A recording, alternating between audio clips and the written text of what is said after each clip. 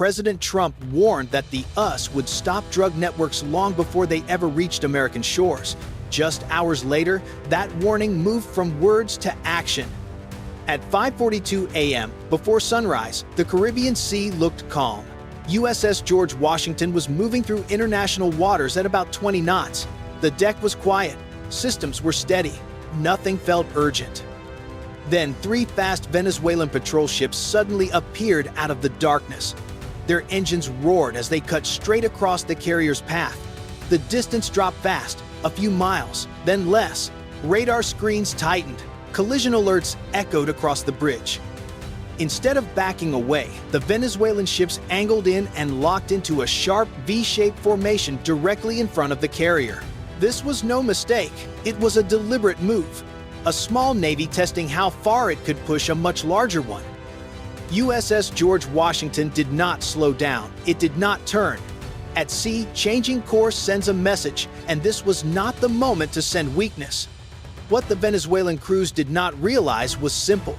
They were forcing a response they could not control. As the gap kept shrinking, the encounter crossed from risky to dangerous. If you want to see how this standoff unfolds minute by minute, stay with us and subscribe, because the next move would change everything. This encounter did not happen by chance. The Caribbean is one of the most sensitive stretches of water in the region. Shipping lanes, patrol routes, and smuggling corridors all overlap here. Every radar in the area is active day and night. Every move is seen. That is why this location matters so much. For the US Navy, USS George Washington was not just passing through.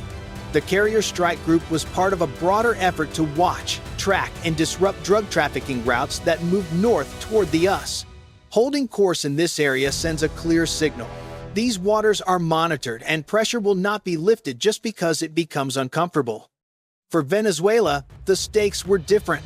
The patrol ships were not trying to stop the carrier. They were trying to create an image, a close pass, a forced turn. Even a slight course change could be filmed and replayed back home as proof of resistance. In modern confrontations, perception can matter as much as firepower. For the sailors on both sides, this was not theater. At these distances, steel does not forgive mistakes. A misjudged turn or a late throttle change can lead to a collision measured not in headlines, but in lives. Every watchstander knows that once ships get this close, politics no longer matter. Physics does. That is what made this moment dangerous. One side was looking for a message. The other was focused on safety, law, and control. When those priorities collide, even a calm sea can become a crisis zone. So the real question was no longer who looked bold on camera, but who would hold firm without crossing the line. If you think the US was right to hold course, press 1. If you think Venezuela pushed too far, press 9 and tell us why in the comments. The first response did not come with weapons, it came with numbers. On the bridge of USS George Washington, radar contacts updated every second. 3 surface targets, speed increasing, bearings tightening. The closest point of approach dropped fast. What felt manageable moments earlier was now shrinking into a narrow margin where timing mattered more than intent. Inside the Combat Information Center, a watch officer called out the data in a calm, steady voice. Distance, speed, angle, no emotion, just facts. On the screen, the symbols marking the Venezuelan patrol ships crept closer, their tracks bending inward. The system recalculated again and again. Each update pointed to the same conclusion. If nothing changed, the risk would rise sharply. Above deck, the sea still looked calm. The sky remained dark, but every sailor knew what the screens below were showing. This was no routine pass. This was an unsafe approach, and it was deliberate. The carrier did not react. Speed held. Heading held. A ship this large cannot turn suddenly without increasing danger. Turning away could confuse the escorts nearby and send the wrong signal. Holding steady was the safest move, even if it felt tense. Attention shifted to the escorts. USS Gravely, positioned off the carrier's side, saw the same tightening geometry. On its bridge, officers did not wait for alarms to peak. They understood the intent behind the maneuver. The patrol ships were trying to force the carrier to blink. A short order was given. Increase speed. Gravely responded smoothly. The destroyer moved forward with control, bow cutting cleanly through the water. From the Venezuelan perspective, the situation changed at once. The carrier was no longer the only factor. A fast-us warship was now sliding into their path. Back on the carrier, the radar picture shifted again. New angles formed. The closest point of approach began to widen. The danger was still present, but the balance was changing. No shots were fired, no warnings were spoken, but everyone watching the screens understood the truth. The first real response had already happened, and once steel moves at sea, there is no easy way back. USS Gravely continued to move forward, not fast enough to look aggressive, but not slow enough to be ignored. At sea, position is power. The destroyer angled itself into the narrowing gap ahead of the carrier, forcing the geometry of the encounter to change in real time. Every degree mattered. Even a small turn at this distance could decide whether ships passed safely or scraped steel. From the Venezuelan patrol ships, the picture no longer looked clean. Their sharp V-shaped line was breaking under pressure. They could see the carrier holding steady behind Gravely, massive and unmoved. They could also see the destroyer closing the space they had counted on. This was not the response they wanted. They had hoped for hesitation. Instead, they got control. Inside Gravely, the crew stayed calm. No raised voices, no rushed movements. Procedures were followed step by step. The ship's heading was adjusted slightly, just enough to block any unsafe path forward. The ocean was quiet except for the steady sound of engines and water moving along the hull. In moments like this, silence carries weight. For the Venezuelan crews, the stress was growing. Engines were pushed hard, wakes widened. Every correction now had to be sharper, faster, and riskier. The closer they came, the fewer options remained. This was no longer about cameras or headlines. This was about avoiding a collision with a US warship that was not about to yield.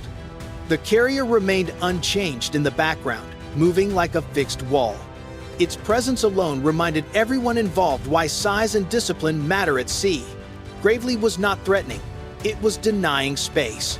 And in close encounters, denying space can be more powerful than any weapon. As the seconds passed, the confrontation entered a new phase. One side was trying to push limits, the other was calmly removing them. If you believe the US response here was firm and professional, press 1.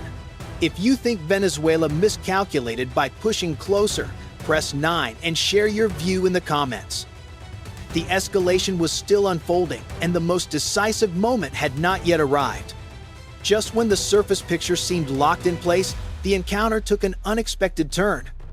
From the deck of USS Gravely, a low, steady thump began to rise. Rotor blades cut into the air as an MH-60R Seahawk lifted off and climbed into the dark sky. It was not a show of force. It was a shift in control. While the ships below maneuvered in tight water, the fight for awareness moved upward. As the helicopter circled above the confrontation, the view changed completely. From the air, every wake told a story. Engine strain, course corrections. Small throttle changes that were invisible from the bridge now stood out clearly. The Seahawk's sensors tracked heat from overworked engines and fed live data straight back to Gravely. What the Venezuelan crews did not know yet was simple. They were no longer just being watched, they were being recorded. Every move they made, every risky adjustment was now documented in real time. Any mistake could instantly become proof of reckless behavior in international waters.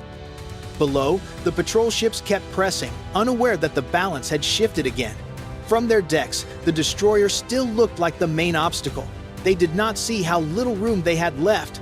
They did not realize that the sky had quietly closed in on them. Inside the US command spaces, the tone remained controlled. No excitement, no celebration. The helicopter did not change the rules of engagement. It removed doubt. The situation was no longer about guessing intentions. It was about verified actions.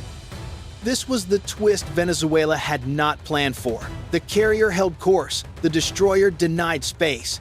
And now, from above, every second of the encounter was being captured with precision. The crews on the patrol ships were still searching for a dramatic moment. What they did not understand was that the most important moment had already passed. Control had shifted, quietly and decisively, and the next phase would leave them with fewer choices than they expected. The standoff reached its most dangerous point when the distance dropped below 4 nautical miles. At that range, the sea no longer feels wide. Engines sound louder, wakes stretch longer. Every small movement looks intentional, even when it is not. USS Gravely held its position, steady and deliberate. The carrier remained on the same heading behind it, a constant presence that refused to bend. Above them, the Seahawk continued its slow orbit, sensors locked in, feeding a complete picture of the scene back to us command spaces. Nothing was missed, nothing was guessed. On the Venezuelan patrol ships, pressure built fast. Their formation was no longer clean. The V-shape sagged as each captain tried to adjust without being the first to break away. Engines surged, then eased. Course lines shifted by a few degrees. These were not bold moves anymore. They were corrections, made under stress. There was still no radio chatter. Silence filled the space between the ships, heavier than any warning call. The US Navy understood the trap. A heated exchange could be clipped, edited, and replayed as propaganda. So the response stayed cold, procedural, and exact. Finally, a standard maritime warning went out on an open channel. Calm, neutral, lawful. It stated that the US formation was operating in international waters and that nearby vessels were required to maintain a safe distance. No threats, no raised tone, just a clear line drawn across the sea. For a brief moment, nothing happened. Then the sensors caught it. A slight reduction in speed from the lead Venezuelan ship, a small change in bearing. The others followed, one by one. The pressure eased, not dramatically, but enough to be unmistakable. The climax did not end with noise or confrontation. It ended with restraint winning over risk. Steel held its ground. Discipline outlasted provocation. If you believe this was the right call by the US Navy, press 1. If you think Venezuela pushed this too far before backing down, press 9 and share your thoughts in the comments. The encounter was breaking, but its consequences were only beginning to unfold. As the Venezuelan patrol ships eased away, the sea slowly returned to its normal rhythm. Engines settled, wakes thinned. The sharp tension that had filled the space between the ships began to fade, but it did not disappear. It settled into something quieter and more lasting. USS George Washington never changed course, not by a single degree. The carrier continued forward exactly as planned, because lawful movement in international waters does not pause simply because someone tries to turn it into a political moment. USS Gravely held position until the distance was clearly safe, then smoothly returned to its escort role. Above them, the Seahawk remained on station a little longer, confirming that the Venezuelan ships were fully disengaging and moving away. There were no celebrations on deck, no sense of triumph. For the sailors involved, this was not about winning a confrontation. It was about preventing a disaster. No collision, no injuries. No sudden escalation that could spiral out of control. In naval operations, avoiding the worst outcome is often the real success.